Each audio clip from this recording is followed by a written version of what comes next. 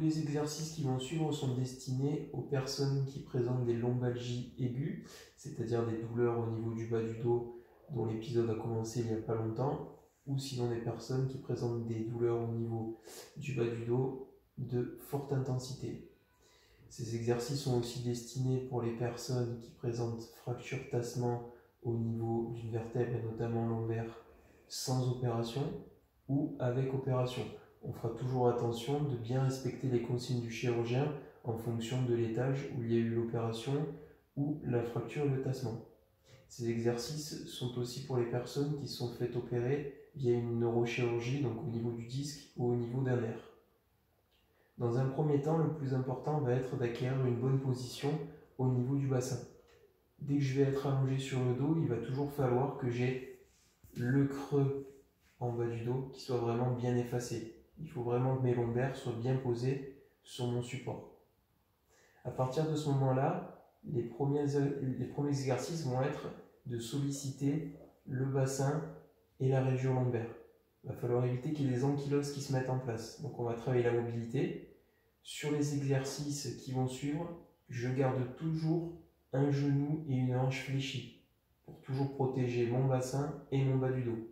Dans un premier temps, on va travailler en flexion au niveau de la hanche et qui va avoir des répercussions indirectes au niveau du rachis lombaire. Donc tout doucement, je monte mon genou vers ma poitrine. Je peux m'aider avec mes deux mains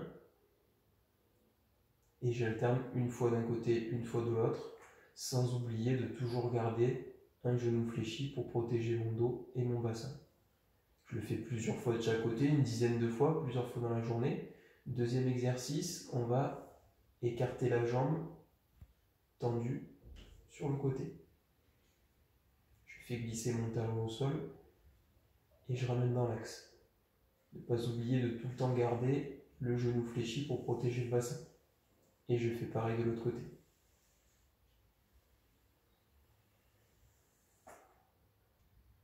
Au fur et à mesure, si les douleurs me le permettent, je vais pouvoir un petit peu solliciter ma sangle abdominale et les muscles derrière le dos pour créer un véritable coussin au niveau des vertèbres. Dans un premier temps, l'exercice le plus simple que je peux faire pour solliciter ma sangle abdominale et notamment le muscle transverse qui va être le plus important dans le bon maintien de la posture, ça va être ce qu'on appelle la respiration abdomino-diaphragmatique. C'est tout simple, je prends de l'air avec le nez tout en gonflant le ventre et ensuite une fois que je ne peux plus prendre d'air, je souffle au maximum tout en rentrant le ventre, en rentrant le nombril au maximum. Je prends de l'air avec le nez, je gonfle le ventre et ensuite je souffle et je rentre le ventre au maximum. Au plus je vais rentrer le ventre, au plus je vais travailler ma sangle abdominale d'une manière douce.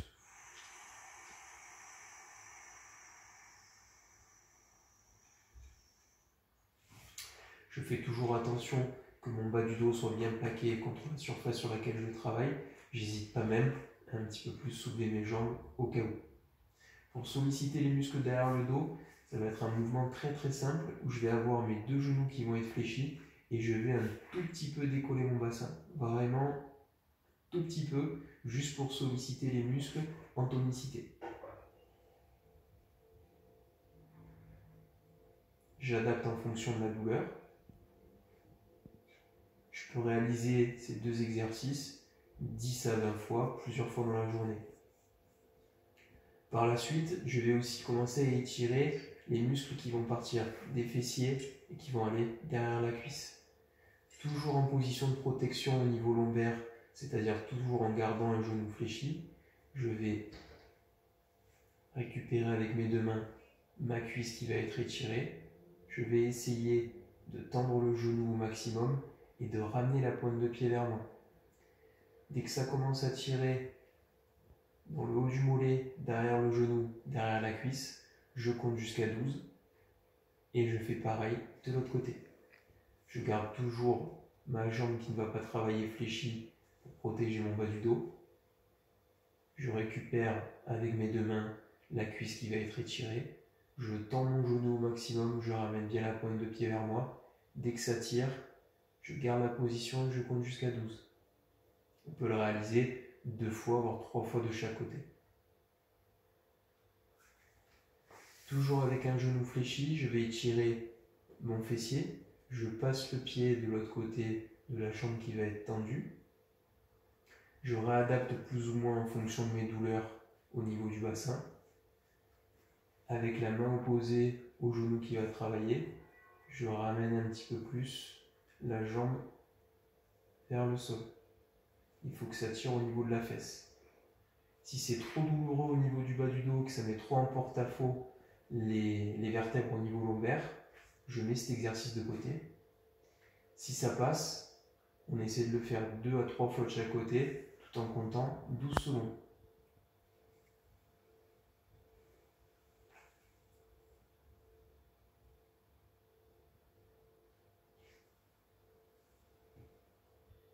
En fonction des consignes du chirurgien, du médecin ou du kiné et en fonction du mode opératoire s'il y a opération, je fais attention à ce que la position assise soit autorisée. Si elle l'est, j'essaie toujours de garder un creux au niveau du bas du dos. Un dos droit, c'est un dos qui est un petit peu creusé. Il faut essayer au maximum de se tenir comme ça. Au début, c'est pas simple, mais au fur et à mesure, ça va devenir une habitude. Donc, peu importe la tâche que je dois effectuer, il faut que mon dos soit toujours bien droit. À partir du moment où j'ai un creux au niveau du bas du dos, le reste va se réadapter. Si je dois travailler devant un écran, j'hésite pas à un petit peu plus monter l'écran pour se grandir.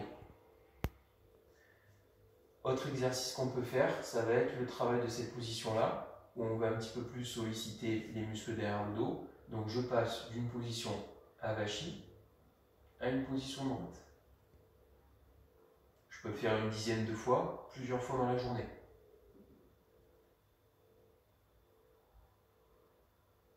Ensuite, pour se lever d'une position assise, il va falloir que j'utilise au maximum mes jambes.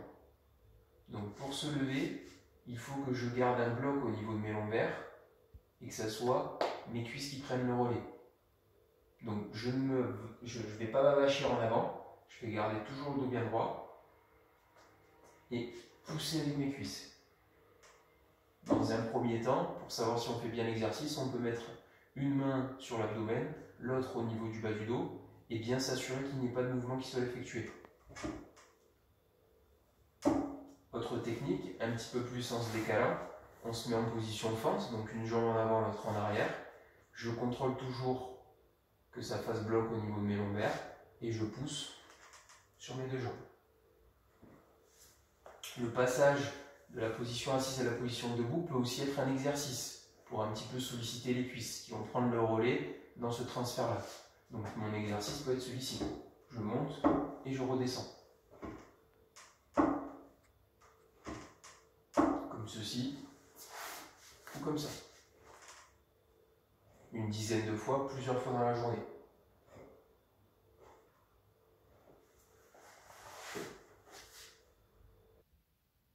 Ensuite, la technique pour passer la position allongée sur le dos à la position assise. Je passe sur le côté, donc soit à droite, soit à gauche, en fonction de quel côté je dors.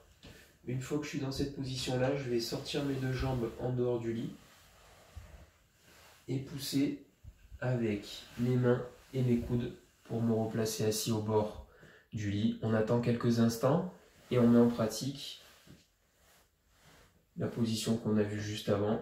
Donc c'est mes deux jambes qui vont bien prendre le relais et je pousse.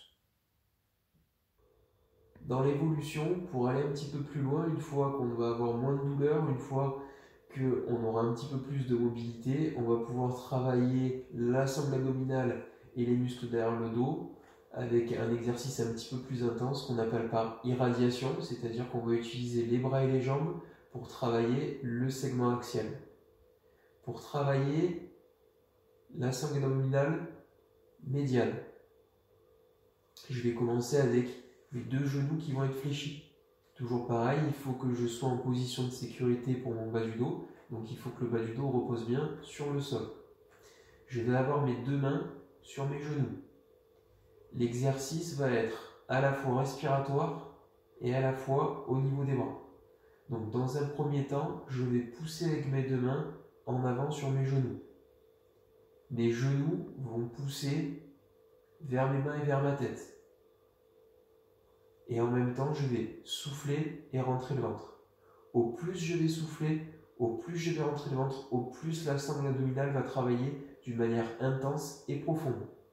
Donc, dans un premier temps, pas de poussée, je prends de l'air en gonflant le ventre et avec le nez. Une fois que j'ai bien gonflé mon ventre, je vais souffler, rentrer le ventre et pousser.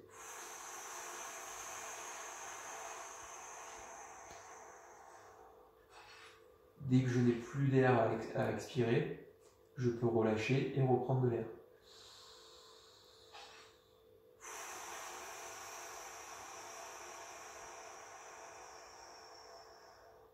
Je fais ce mouvement 10, 15, 20 fois, plusieurs fois dans la journée. Une fois qu'on a travaillé la partie axiale, on va travailler plutôt sur les côtés. Donc ça va être le même principe, mais en diagonale. C'est-à-dire que je vais prendre de l'air et gonfler le ventre dans une première partie de l'exercice. Et ensuite, je vais souffler, rentrer le ventre. Et cette fois-ci, ma main droite va pousser contre mon genou gauche. Et je vais faire pareil de l'autre côté une fois que j'ai terminé, où ma main gauche va pousser contre mon genou droit. Toujours pareil, je réadapte la flexion au niveau de mes hanches pour que mon bas du dos soit bien plaqué au sol. Je prends de l'air, je gonfle le ventre. Je souffle, je rentre le ventre et je pousse avec ma main droite contre mon genou gauche. Pareil de l'autre côté.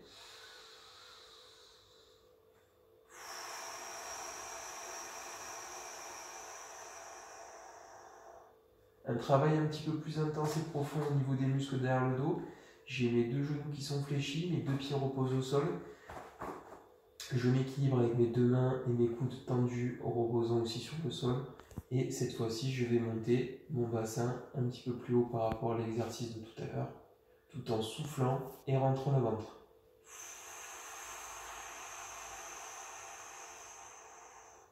Dès que j'ai plus d'air, je redescends mon bassin et je reprends de l'air.